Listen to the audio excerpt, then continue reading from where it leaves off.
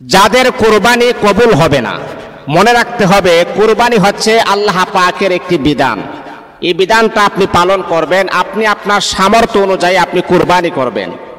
আর মনে রাখতে হবে কুরবানিটা এটা এমন একটি গুরুত্বপূর্ণ ইবাদত। আল্লাহ পাক রব্বুল আলামিন বলে, বান্দা আমি তো তোমার কাছে কোনো কিছুই চাই না, এই কুরবানির গোশত আমি চাই না, এই কুরবানির রক্ত আমি চাই না, এই কুরবানির কোনো কিছুই আমি চাই না। আমি চাই শুধু একমাত্র তোমার মনের আশা, মনের তামান্না। আমি আল্লাহ পাক রব্বুল আলামিন দেখতে চাই তুমি যে কুরবানিটা দিচ্ছ, কি উদ্দেশ্যে তুমি কুরবানি দিচ্ছ। যদি তোমার উদ্দেশ্যটা ভালো হয়ে যায়, আল্লাহ পাক রব্বুল আলামিন এই কুরবানির পশুটাকে জবাই করার আগে আগে আমার আল্লাহ আপনার কুরবানি কবুল করে নেবেন। এই জন্যে অনেক মানুষ এমন আছে যাদের কুরবানি কখনো কবুল হয় না। আর আমাদের প্রত্যেকটা আমলে কিন্তু আল্লাহ পাকের রাস্তায় কুরবানি করতে হবে। আমার জীবনটা আল্লাহ পাকের রাস্তায় কুরবানি করতে হবে। আমার আল্লাহ কোরআনে বলেন, কুল ইন্না সালাতি ওয়া নুসুকি ওয়া মাহইয়ায়া ওয়া মামাতি লিল্লাহি রাব্বিল আলামিন। আল্লাহ পাক রব্বুল আলামিনের হাবিবকে বলা হলো, হে নবী আপনি বলিয়া দেন আমার নামাজ, আমার কুরবানি, আমার জীবন, আমার মরণ একমাত্র শুধুমাত্র কেবলমাত্র আল্লাহ পাক রব্বুল আলামিনের জন্য হতে হবে। দুনিয়ার কোনো মানুষকে দেখানোর জন্য হবে না। দুনিয়ার কোনো মানুষকে দেখানোর জন্য যদি আপনি আমল করেন, দুনিয়ার কোনো মানুষের লোভ লালসা পরে যদি আপনি আমল করেন, তাহলে কিন্তু মনে রাখতে হবে আল্লাহ পাক রব্বুল আলামিন আপনার কোনো আমলকে আমার আল্লাহ পছন্দ করবেন না।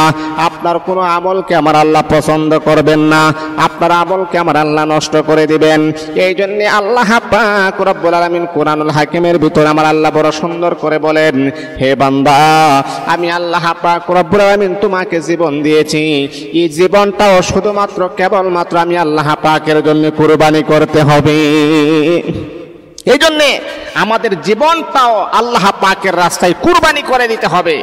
আমার মরণ, আমার জীবন, আমার নামাজ, আমার রোজা, আমার কুরবানি সব কিছু কেবলমাত্র আল্লাহ পাকের জন্য হতে হবে। তাহলে আমাদের প্রতিটা ইবাদত আল্লাহ পাকের জন্য খুশি হবে, প্রতিটা ইবাদত কবুল হবে।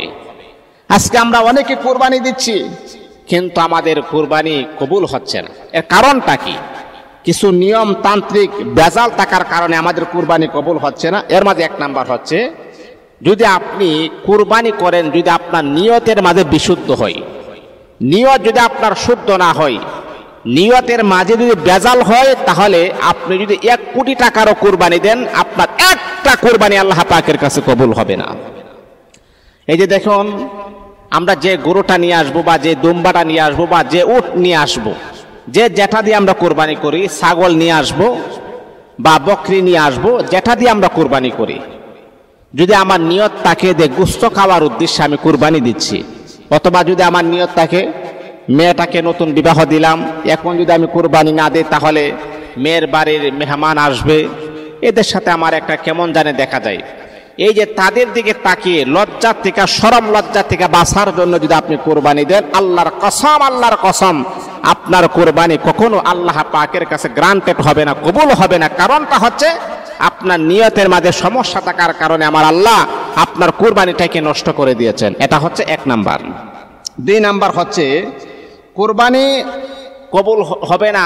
2 নাম্বার পয়েন্ট হচ্ছে, আমরা অনেক সময় আমরা কুরবানি দিই, মানুষ যেন যে যন্ত্রটা আমরা নিয়ে আসবো এটা মোটা তাজা দেখে আমরা নিয়ে আসি, মানুষ যেন তাকে বাহাবা দেয়, মাশাআল্লাহ এত সুন্দর স্মার্ট আপনি দুম্বা নিয়ে আসছেন। মানে মানুষকে দেখানোর জন্য যারা কুরবানি দেয়, আল্লাহর রাসূল বলেছেন তাদের কুরবানি আমার আল্লাহ কখনো কবুল করবেন না, গ্রান্টেড করবেন না। শুধু কুরবানির বেলা তা নয়, যদি আপনি নামাজও পড়েন মানুষকে দেখানোর জন্য, মানুষ আমাকে নামাজি বলবে। যদি আপনি সোনার মদিনায় হজ করেন মানুষকে দেখানোর জন্য, মানুষ আপনাকে হাজী সাহেব বলবে। আল্লাহর রাসূল সাল্লাল্লাহু আলাইহি ওয়াসাল্লাম বলেন, ও পৃথিবীর মানুষেরা জানো রে, মানুষকে দেখানোর জন্য আপনি যে কোনো আমল করেন না কেন, কোনো আমল আল্লাহ পাক রব্বুল আলামিনের দরবারে কবুল হবে না, কোনো আমলেই কিন্তু গ্রান্টর হবে না। মানুষকে দেখানোর জন্য যে কোনো আমল আপনি করেন না কেন, কোনো আমল কবুল হবে না। ঠিক ঠিক তদুরূপভাবে আপনি যে কোরবানি দিবেন, যদি মানুষকে দেখানোর জন্য আপনি কোরবানি দেন, বড় ধরনের একটা গরু নিয়ে আসেন, একটা দুম্বা নিয়ে আসেন, 5 লক্ষ টাকার একটা দুম্বা নিয়ে আসেন, মানুষ আপনাকে বাহাবা দিতে পারে, মানুষ আপনাকে ধন্যবাদ দিতে পারে, কিন্তু মানুষকে দেখানোর জন্য যদি আপনার কোরবানি হয়, আল্লাহর কসম, আল্লাহর কসম, আল্লাহর কসম, এই কোরবানি কখনো আল্লাহর দরবারে গ্রান্টেড হবে না, কবুল হবে না।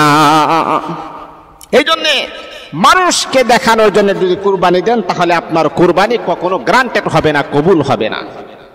3 নাম্বার হচ্ছে যাদের কুরবানি কবুল হবে না, যদি আপনি কোরআন সুন্নাহ বিধানের লঙ্ঘন কোনো কাজ করেন, তাহলে আপনার কুরবানি কবুল হবে না।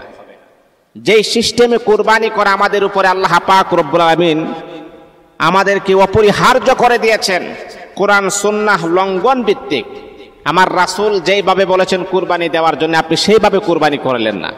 আল্লাহ পাক যেইভাবে আদেশ করেছেন, আপনি সেইভাবে কুরবানি করলেন না। কোরআন সুন্নাহ লঙ্ঘন ভিত্তিক কুরবানি হওয়ার কারণে দুনিয়ার লাইনে আপনার কুরবানি হতে পারে, কিন্তু আল্লাহ পাকের আদালতে কখনো আপনার কুরবানি গ্রান্টেড হবে না, কবুল হবে না।